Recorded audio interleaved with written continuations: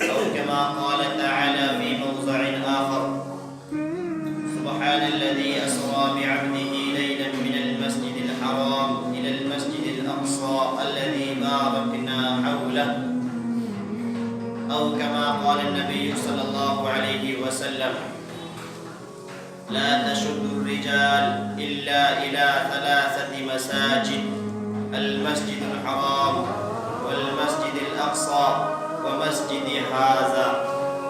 تمام اسم کی تعریفات اللہ وحدہ لا شریک خالق کائنات مالک ارض و سما کے لیے زیبا اور سزاوار ہے کہ وہ ہم سب کا خالق ہے، مالک ہے، تنہا پالنہار ہے. بعد اس کے درود و سلام بالعموم تمام انبیاء پر، بالخصوص آخری نبی محمد عربی صلی اللہ علیہ وسلم پر. حاضرین جمعہ، آج کے خطبہ جمعہ کا موضوع الاسراء والمعراج. چند باتیں پچھلے خطبے میں آپ کے سامنے رکھی تھیں، اسی چیز کو آگے کی طرف لے جاتے ہوئے کچھ اور باتیں آپ کے سامنے رکھوں. نبی کریم صلی اللہ علیہ وسلم کو معراج کرائی گئی. اللہ کے نبی صلی اللہ علیہ وسلم نے فرمایا کہ ایک رات میں سویا ہوا تھا، اور دوسری روایت کہ میں ام ہانی کے گھر میں سویا ہوا تھا.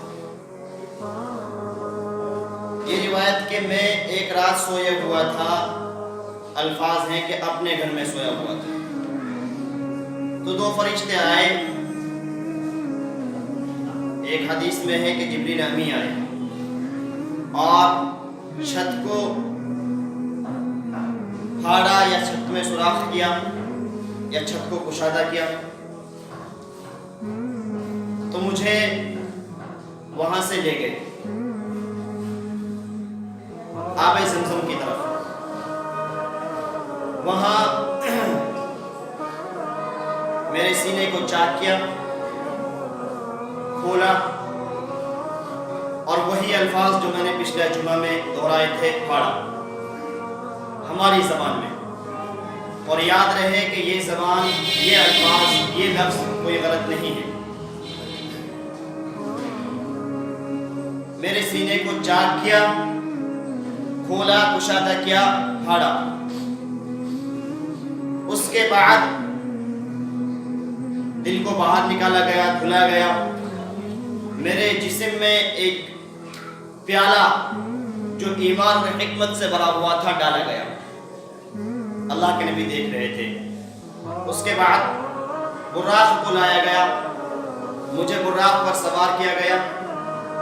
یہاں تک پچھلے خطبے میں آپ کے سامنے باتیں رکھی تھی. اس کے بعد اللہ کے نبی صلی اللہ علیہ وسلم براق پر سوار ہوئے. آپ پہنچے مسجد اقصی. اللہ کے نبی صلی اللہ علیہ وسلم فرماتے ہیں کہ میں وہاں پہنچا. میں نے جبریل امی سے پوچھا کہ یہ کون سی جگہ ہے. جبریل امی نے فرمایا کہ یہ فلسطین کی جگہ ہے، یہ مسجد اقصی ہے. میں براق سے اترا اور میں نے اپنے اس براق کو، اس سواری کو، جہاں تمام انبیاء اپنی سواریوں کو باندھا کرتے تھے وہیں پر باندھا. یعنی اس براق میں نکیل تھی پکڑنے کی چیز. ایک پوائنٹ نبی کریم صلی اللہ علیہ وسلم نے فرمایا کہ میں نے اس براق کو وہاں باندھا جہاں تمام انبیاء اپنی سواریوں کو باندھا کرتے تھے. یعنی یہاں نبی کریم صلی اللہ علیہ وسلم لوگوں کو درس دینا چاہتے ہیں، سکھلانا چاہتے ہیں، سبق دینا چاہتے ہیں کہ لوگوں اللہ پر توکل کرو. سواری کو باندھ رہے ہیں، وہاں سے جانا ہے باندھ کر کے. ایک صحابی رسول نبی کریم صلی اللہ علیہ وسلم کی خدمت میں حاضر ہوئے. عرض کیا یا رسول اللہ، میں اللہ پر بھروسہ کس طریقے سے کروں؟ یا گھر میں بیٹھے بیٹھے کہ اللہ تعالیٰ دے گا اس پر بھروسہ ہے، یا محنت کر کے، یا اسی طریقے سے میرے پاس کوئی سواری ہے اس کو چھوڑ دوں اور سوچوں کہ اللہ تعالیٰ نگراں ہے. بھروسہ کر لوں؟ نبی کریم صلی اللہ علیہ وسلم نے فرمایا اے میرے صحابی پہلے اسباب اختیار کرو، ذرائع اختیار کرو۔ اگر تمہارے پاس کوئی سواری ہے اچھے انداز میں اسے اس کی جگہ باندھ دو، یعنی اس کی جگہ منحصر کر دو، اس کے بعد تم اللہ پر بھروسہ کرو۔ کیا معلوم ہوتا ہے کہ ایک انسان پہلے محنت کرے، کوشش کرے، اس کے بعد محنت کے وسائل، محنت کے نتائج اللہ رب العالمین سے مانگے کہ اللہ میں نے محنت کی ہے۔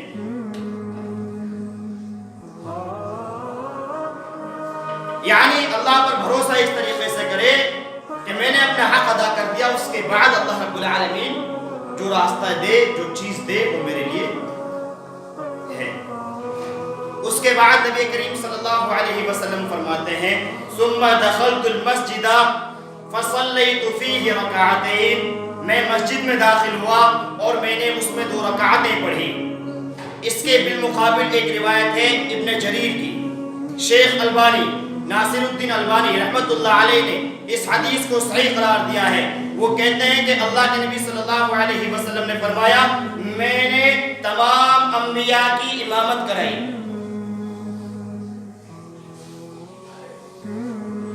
اب یہاں ایک پوائنٹ ہے، اللہ کے نبی صلی اللہ علیہ وسلم نے امامت کرائی، حدیث صحیح ہے، لیکن امامت کب کرائی؟ معراج پر جانے سے پہلے یا معراج کے جانے کے بعد؟ اس چیز میں علماء کا بڑا اختلاف ہے۔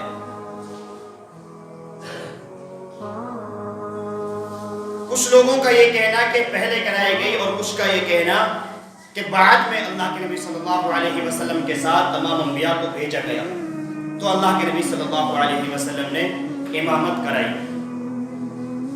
دونوں ہی قول صحیح ہو سکتے ہیں، اختلاف کی کوئی گنجائش نہیں۔ اب یہاں ایک چیز یہ کہ اللہ کے نبی صلی اللہ علیہ وسلم کے یہ واقعہ جو پورا پیش آ رہا ہے یہ کس طریقے سے ہے؟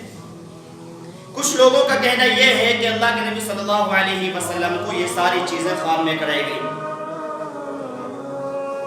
اور کسی کا کچھ اور کسی کا کچھ، لیکن قرآن کریم کی آیت کا مطالعہ کریں، آیت پڑھیں۔ اللہ رب العالمین نے فرمایا سبحان الذی اسری بعبدہ، کہ بہت بابرکت ہے وہ ذات جو لے گئی اپنے بندے کو۔ یہاں عربی کا ایک لفظ ہے جس کو کہا جاتا ہے عبد، اور یہ لفظ عربی کا اسلوب ہے، بولا جاتا ہے اس شخص پر جس کی جان بھی ہو، جس کی روح بھی ہو اور جس کا جسم بھی ہو۔ یعنی ایک انسان زندہ ہے اور سامنے موجود ہے، اس سے کہا جائے گا اے عبد۔ کچھ اس طریقے سمجھ لیجئے، اللہ کے نبی صلی اللہ علیہ وسلم نے فرمایا کہ تم اپنے بچوں کا نام رکھو عبداللہ اور عبد الرحمن، یعنی اللہ کا بندہ، رحمان کا بندہ۔ عبد جو لفظ ہے سامنے والے کو اس طریقے سے بولا جائے گا جب اس کی جان بھی ہو، روح بھی ہو اور ساتھ میں جسم بھی ہو۔ یہ آیت یہ بتلاتی ہے کہ اللہ کے نبی صلی اللہ علیہ وسلم کو پورے جسم کے ساتھ لے جایا گیا۔ کب لے جایا گیا؟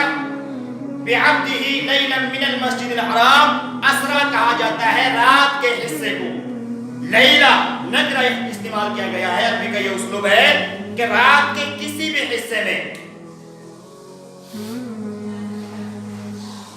من المسجد الحرام الى المسجد الاقصی، مسجد حرام سے لے جایا گیا مسجد اقصی تک۔ ایک پوائنٹ اور، مسجد حرام سے مسجد اقصی کیوں لے جایا گیا؟ ایک حدیث مبارکہ نبی کریم صلی اللہ علیہ وسلم کی، فرمایا لا تشد الرجال الا الى ثلاثه مساجد، کہ کوئی بھی شخص کسی بھی مسجد کی طرف نہیں جا سکتا ثواب کی نیت سے، کہ میں اس مسجد سے اگر وہاں جاؤں گا تو وہاں اس سے زیادہ ثواب ملے گا۔ چلنے کا ثواب ہے وہ الگ ہے، لیکن وہاں زیادہ ترجیح دی جائے گی۔ جیسے آج ہمارے مسائل ہیں جی، الوداع کا جمعہ آیا ہے، جامع مسجد پہ ہی پڑھنا ہے، ہمارا اپنا مسئلہ ہے جس کی کوئی شریعت میں کوئی وہ ہی نہیں، خیر اس کی طرف نہیں جاؤں گا. کہا کوئی شخص کسی مسجد کی طرف نہیں جائے گا ثواب کی نیت سے الا الى ثلاثه مساجد، لیکن 3 مسجدوں کی طرف ثواب کی نیت سے انسان جائے گا کہ وہاں زیادہ ثواب ملے گا. نمبر 1 المسجد الحرام، مسجد حرام یعنی خانہ کعبہ، والمسجد الاقصی اور مسجد اقصی، ومسجدی ھذا اور میری یہ مسجد یعنی مسجد نبوی صلی اللہ علیہ وسلم. 3 مسجدیں ہیں اور جن کی نماز پڑھنے کی فضیلت بھی ہے. بہر کے دونوں کو رکھیے. یہ مسجد مسجد اقصی اللہ کے نبی صلی اللہ علیہ وسلم کو لے جایا گیا. ایک تو یہ چیز ہو سکتی ہے کہ فضیلت کو واضح کروایا گیا اور فضیلت ہے. مسجد اقصی اس کی فضیلت نبی کریم صلی اللہ علیہ وسلم نے فرمائی، بتلائی، لیکن بدقسمتی آج مسلمانوں کی یہ ہے کہ وہ مسجد مسلمانوں کے ہاتھ سے جا کر کے یہودیوں کے قبضے میں. مسلمانوں کے ہاتھ سے جانے کے بعد یہودی اس پر راج کر رہے ہیں، اور خود فلسطین کے وہ مسلمان جو فلسطین میں ہیں ان کو بھی اس مسجد میں نماز پڑھنے کے لیے جب جانا پڑتا ہے تو اس سے پہلے کئی سارے پاپڑ بیلنے پڑتے ہیں، اللہ یہ کہ ہم جانے کی سوچیں. بہرکیف ہم اللہ رب العالمین سے دعا کرتے ہیں الہی تو اس کو پوری طریقے سے آزاد فرما اور ہم لوگوں کو بھی وہاں نماز پڑھنے کی توفیق نصیب فرما. دیکھیے نبی کریم صلی اللہ علیہ وسلم نے امامت کروائی تمام انبیاء کی. ایک پوائنٹ یہاں، نبی کریم صلی اللہ علیہ وسلم جب وہاں پر گئے تمام انبیاء تھے، تمام نبی تھے. نبیوں میں کون؟ آدم علیہ السلام سے لے کر بالکل آخری نبی محمد عربی صلی اللہ علیہ وسلم تک تمام لوگ موجود تھے. کتنے لوگ رہے ہوں گے کوئی صحیح روایت تو موجود نہیں ہے، لیکن ایک ضعیف روایت جس کے بارے میں کلام کیا گیا ہے 1,24,000 نبیوں کی آتی ہے. اس سے اندازہ لگایا جا سکتا ہے کہ کچھ آگے پیچھے رہے ہوں گے، بہر کے وہ جتنے بھی ہوں. لیکن یہ ہے کہ سب سے پہلے نبی، سب کے باپ آدم علیہ السلام، نوح علیہ السلام جنہوں نے سارا 900 سال 1200 سال اس دنیا کے اندر لوگوں کے لیے تبلیغ کی، دین سکھلایا. ابراہیم علیہ السلام جن کو اللہ رب العالمین نے خلیل اللہ کہا، موسیٰ علیہ السلام جو کلیم اللہ رہے، اسی طریقے سے عیسیٰ علیہ السلام، تمام انبیاء وہاں موجود ہیں. اور ظاہر سی بات ہے جہاں بڑے بڑے لوگ موجود ہوں وہاں ہر کوئی سوچتا ہے آج نماز پڑھانے کا موقع مجھے مل جائے تو کتنی اچھی بات ہے. تمام نبیوں کے بعد اللہ کے نبی نے فرمایا کہ جبریل امین نے مجھے تمام صفوں کو پھاڑتے ہوئے چیرتے ہوئے آگے پیش کیا اور کہا کہ اللہ کے نبی آپ نماز پڑھائیے. یعنی یہاں اللہ کے نبی صلی اللہ علیہ وسلم کی بلندی کو، مقام کو، اہمیت کو واضح فرمایا کہ لوگوں یہ نبی امام الانبیاء ہیں، یہ امام افضل ہیں. اب آگے اگر ایک جملہ بول دوں، لوگوں کا یہ کہنا کہ ہمارے امام افضل ہیں، یہ کتنی بیکار اور کتنا گھٹیا بات ہوگی، کتنی بے وقوفی کی اور کتنی بیکار بات یہ ہوگی کہ ہمارے امام، وہ شخص جو اس نبی کے امتی ہیں اور ان سے بھی بڑھا کر ان کا مقام وہاں پیش کیا جائے. اور ایک چیز یہاں تمام نبیوں نے نبی کے پیچھے نماز پڑھی، معلوم ہوتا ہے کہ تمام نبیوں کا دین ایک ہی دین تھا، کوئی الگ دین نہیں تھا. تمام نبیوں کی دعوت ایک ہی دعوت تھی. جب سے دنیا چلی اور آخری دنیا تک اللہ رب العالمین نے ایک ہی چیز کو صحیح کہا، اس کے اپوزٹ جتنی چیزیں ہیں سب کو غلط کہا، جس کی دلیل تمام انبیاء سے ملتی ہے. ایک انسان کسی کے پیچھے نماز پڑھے گا، کسی کو اپنا امام بنائے گا تو کیوں؟ ہم ان کی بات مانتے ہیں، ان کی پیروی کر رہے ہیں، ان کی نماز کو نماز صحیح سمجھ رہے ہیں، ان کی نماز کے پیچھے اپنی نماز کو ایک مقبولیت والی، ایک شرف والی نماز بنانا چاہتے ہیں. تبھی تو جب انسان کو یہ معلوم ہو جائے کہ سامنے جو نماز پڑھا رہا ہے اس کے پیچھے میری نماز نہیں تو کیوں پڑھے گا وہ؟ معلوم ہوا کہ اللہ کے نبی نے تمام انبیاء کی نماز پڑھائی اللہ کے نبی کو امام الانبیاء کہا گیا، اور تمام نبیوں کا ایک ہی دین تھا، اس دین کے علاوہ اگر کوئی دوسرا راستہ اختیار کرتا ہے تو وہ جہنم والا راستہ ہے۔ قرآن کریم کی آیت ہے وَمَن يَبْتَغِ غَيْرَ الْإِسْلَامِ دِينًا فَلَن يُقْبَلَ مِنْهُ، کوئی دوسرا راستہ اختیار کرنے والا فَلَن يُقْبَلَ مِنْهُ ہرگز قبول نہیں کیا جائے گا، اور وَهُوَ فِي الْآخِرَةِ مِنَ الْخَاسِرِينَ، وہ آخرت میں نقصان اٹھانے والوں میں سے ہوگا۔ اس کے بعد اللہ کے نبی نماز پڑھائے، فرماتے ہیں ثم خرجت، پھر میں باہر نکلا، فجاءنی جبریل علیہ السلام، جبریل علیہ السلام نے مجھے پیش کیا کیا؟ بِأَنَاءٍ مِّن خَمْرٍ وَإِنَاءٍ مِّن لَبَنٍ، دو پیالے پیش کیے، ایک پیالہ دودھ کا تھا، دوسرا پیالہ شراب کا تھا۔ یعنی یہاں نبی کریم صلی اللہ علیہ وسلم کی مہمان نوازی کی جا رہی ہے۔ اللہ کے نبی فرماتے ہیں اخترت اللبن، میں نے دودھ کے پیالے کو لے لیا۔ قال جبریل، جبریل نے کہا فاخترت الفطرہ، اخترت الفطرہ، کہ آپ نے فطرت کو قبول کیا ہے۔ مطلب یعنی دودھ ایک صاف اور شفاف چیز ہے، اس میں کسی چیز کی ملاوٹ نہیں ہے، اور شراب تو ایک انگور جیسی چیز کو تبدیل کرنے کے بعد بنائی جاتی ہے۔ اسی طریقے سے دوسری چیز یہ بھی ہے کہ دین ایک خالص دین ہے، دین ایک خالص دین ہے، اس میں کسی کی کوئی ملاوٹ نہیں ہے۔ اب اگر کوئی یہ چاہے کہ میرے ابو جی بہت زیادہ حج کر کے آ گئے ہیں، بہت بڑے دنیا کے عہدیدار ہیں، وہ چاہتے ہیں کہ دین میں کچھ ملا دیں، دین خالص دین ہے، اس کے علاوہ ساری چیزیں تو بیوقوفی پاگل کی چیزیں۔ اس کے بعد نبی کریم صلی اللہ علیہ وسلم نے پیالہ اختیار فرمایا دودھ کا، فرماتے ہیں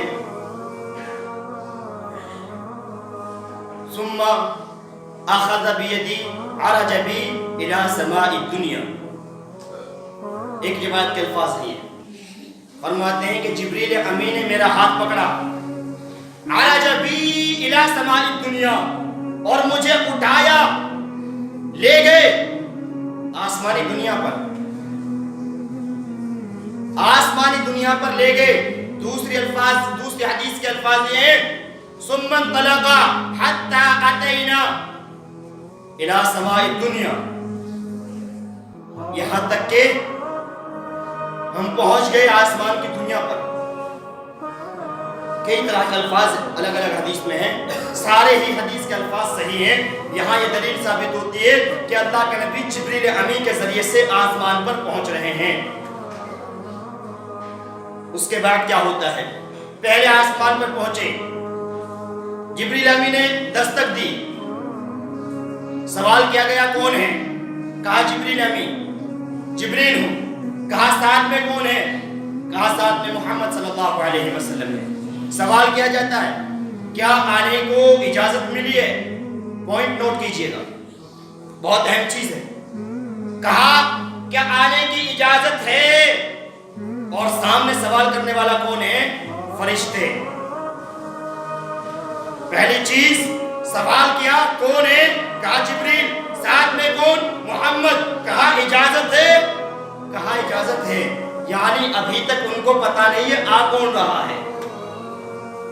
اور کہا جاتا ہے ہمارے بابا جی کو پورا غیب کا علم معلوم ہے، تمہاری زندگی میں مرنے سے پہلے کیا ہونے والا ہے سب چیز معلوم ہے۔ نبی کریم صلی اللہ علیہ وسلم کو عالم الغیب بنا دینا بہت آسان بات ہے، لیکن دلائل کو پڑھ کر کے فیصلہ کرنا، یہی الفاظ کہوں گا نانی یاد آئے گی۔ کہا ساتھ میں محمد ہیں، دروازہ کھولا گیا، کہا مرحبا بہ ولنعم المجیء جاء، کہا ان کا آنا مبارک ہو۔ اللہ کے نبی صلی اللہ علیہ وسلم چلے آگے کی طرف، آدم علیہ السلام کو پہلے آسمان پر پایا۔ آدم علیہ السلام اللہ کے نبی کو بتلایا گیا، جبریل امین نے بتلایا کہ یہ آدم ہیں، تمام لوگوں کے باپ ہیں، سب سے پہلے نبی ہیں۔ اللہ کے نبی نے دیکھا کہ آدم علیہ السلام دائیں طرف دیکھتے ہیں تو ہنستے ہیں اور بائیں طرف دیکھتے ہیں تو روتے ہیں. کہا جبریل وجہ کیا ہے، بات کیا ہے؟ اگر ادھر دیکھ رہے ہیں تو ہنس رہے ہیں اور ادھر دیکھ رہے ہیں تو رو رہے ہیں. کہا بات یہ ہے ادھر بھی اور ادھر بھی ان کی وہ اولاد ہیں جو دنیا میں زندگی بسر کر کے آئے ہیں، یعنی ان کی اولاد کی روح ہیں، اور دائیں جانب یہ وہ روح ہیں جو نیک ہیں جن کو دیکھ کر کے یہ خوشی کا اظہار کرتے ہیں، اور بائیں جانب بد اور بیکار لوگ ہیں جن کو دیکھ کر کے یہ احساس کرتے ہیں کہ جہنمی ہے، جن کو دیکھ کر کے غم ہوتا ہے اور رو پڑتے ہیں. نبی کریم صلی اللہ علیہ وسلم کے ساتھ یہ سلسلہ رہا.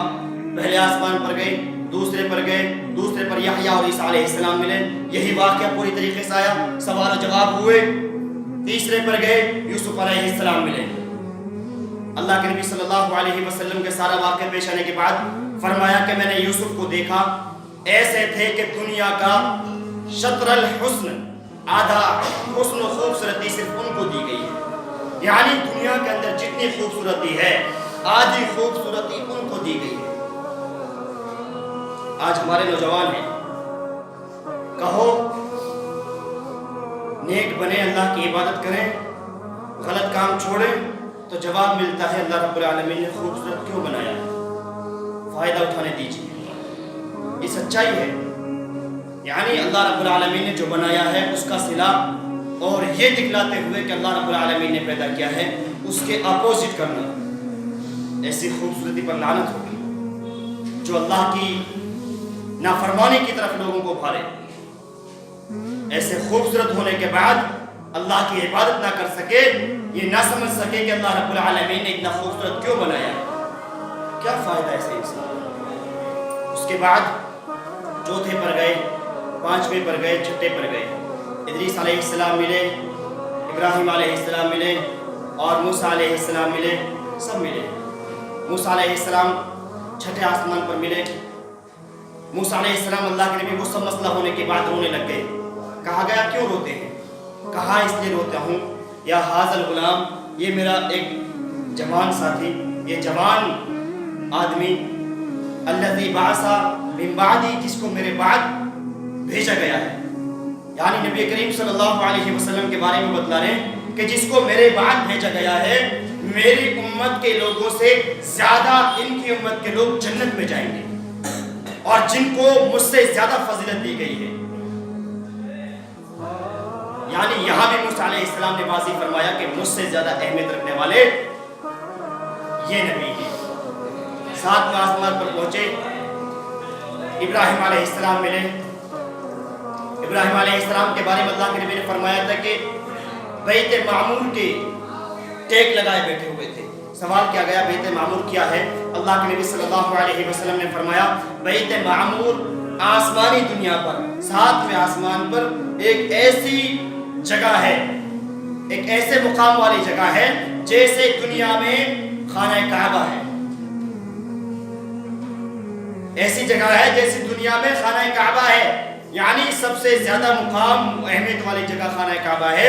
اسی طریقے سے بیت معمور آسمان پر ہے، اور فرمایا کہ بیت معمور ایسی جگہ ہے جہاں ہر دن 70,000 فرشتے، ہر دن 70,000 فرشتے جس کا طواف کرتے ہیں. ایک روایت میں ہے جس میں نماز پڑھتے ہیں، 70,000 فرشتے روزانہ نماز پڑھتے ہیں، یہ طواف کرتے ہیں. اور فرمایا کہ تا قیامت تک دوبارہ ان کی پھر باری اس میں داخل ہونے کی نہیں آتی. یعنی جو فرشتہ ایک بار اس میں چلا گیا دوبارہ اس کی باری نہیں آتی. اور یہ واضح ہے کہ ہر روز اس میں 70,000 فرشتے جاتے ہیں. فرشتوں کی تعداد نہیں معلوم اللہ کے علاوہ کسی کو بھی، لیکن اندازہ لگا سکتے ہیں کہ کتنی تعداد ان کی ہوگی. اور یہ بھی دیکھنے کی ضرورت ہے کہ فرشتے وہ چیز ہے جن کو اللہ رب العالمین نے صرف اپنی عبادت کے لیے پیدا فرمایا ہے. فرشتے صرف اللہ رب العالمین کے حکم کی تابعداری کرتے ہیں. فرشتے صرف اللہ رب العالمین کی بات مانتے ہیں، اس کے علاوہ کچھ بھی نہیں کرتے. اور فرشتے انسانی دنیا سے پہلے سے ہیں۔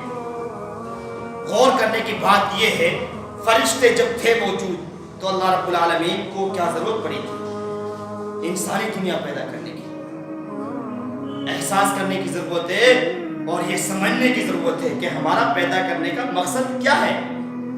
جبکہ فرشتوں نے اسی ٹائم کہا تھا کہ اللہ رب العالمین کیوں دنیا بناتا ہے؟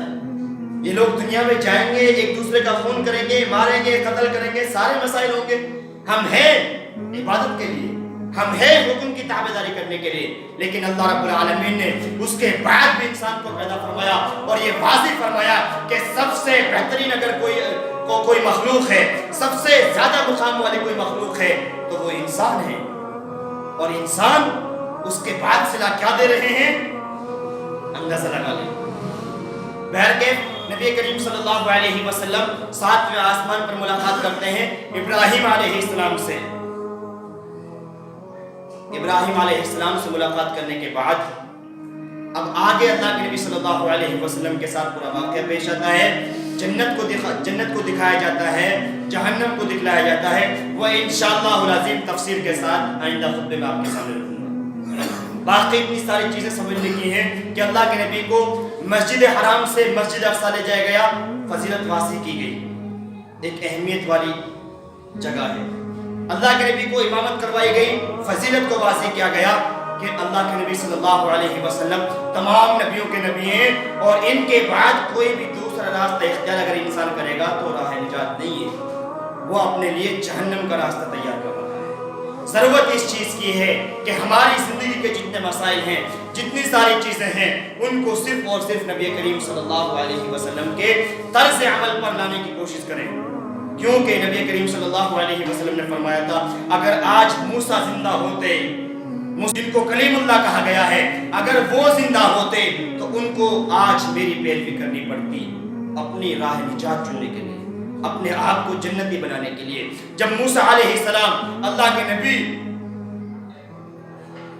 نبی ہونے کے بعد اگر پیدا کر دیے جائیں، اس کے بعد ان کا کوئی راستہ دوسرا نہیں ہے صرف نبی کریم صلی اللہ علیہ وسلم کی پیروی کے علاوہ، تو ہم لوگ جو سارے راستے اپنے چنے ہوئے ہیں، سارے مسائل اپنے بنائے ہوئے ہیں، تو ہماری نجات کا پھر کیا کہنا؟ یہی کہوں گا کہ نبی اگر نہیں نجات پا سکتے تو ہم تو بدرجہ اولا پھر نجات کی امید بھی کریں تو ہمارے لیے غلط ہوگی۔ نبی کریم صلی اللہ علیہ وسلم کی اہمیت کو واضح فرمایا گیا، دین کے رہبر ہیں، دین کے ہادی ہیں۔ اور ایک چیز یہ بتلاؤں، اگر آپ دیکھیں نبی کریم صلی اللہ علیہ وسلم کی زندگی سے سبق لیں، آج ایسے لوگ بزیادہ کثرت میں نظر آتے ہیں جن کو صرف اور صرف نماز جمعہ پڑھنے کی توفیق ہوتی ہے، جن کو صرف نماز جمعہ پڑھنے کی توفیق ہوتی ہے، اور وہ بھی کبھی کبھار، ہر جمعے کی کوئی گارنٹی نہیں ہے، کبھی کبھار نماز جمعہ پڑھنے آتے ہیں، آنے کے بعد کیا مسائل ہوتے ہیں، مسجد میں یہ کیسا، وہ کیسا، یہ کیسے بول دیا، یہ کیسے ہو گیا۔ شاید یہ چیز ہمارے اندر ایک غلط آ رہی ہے۔ ضرورت اس چیز کی ہے کہ ہم اپنے آپ کو پوری طریقے سے سدھار لیں۔ اللہ رب العالمین ہمیں نیک عمل کرنے کی توفیق نصیب فرمائے۔ اللہ رب العالمین پوری طریقے سے نبی کریم صلی اللہ علیہ وسلم کو اسوہ حسنہ بنا کر ان کی زندگی پر عمل کرنے کی اور ان کی زندگی کو اپنی زندگی میں ڈھالنے کی توفیق نصیب فرمائے۔ اللہ رب العالمین پوری طریقے سے جو ساری چیزیں معراج کے بارے میں صحیح ہیں، اچھے طریقے سے ان کو اپنی زندگی میں فالو کرنے کی اور ان پر عمل کرنے کی توفیق نصیب فرمائے۔ اللہ رب العالمین جب تک اس دنیا میں زندہ رکھ، دین و ایمان کی حالت میں زندہ رکھے، الہ العالمین مرنے کے بعد جنت الفردوس میں اعلیٰ مقام نصیب فرمائیو۔ آمین۔ وآخر دعوانا ان الحمد للہ رب العالمین۔ السلام علیکم ورحمۃ اللہ وبرکاتہ۔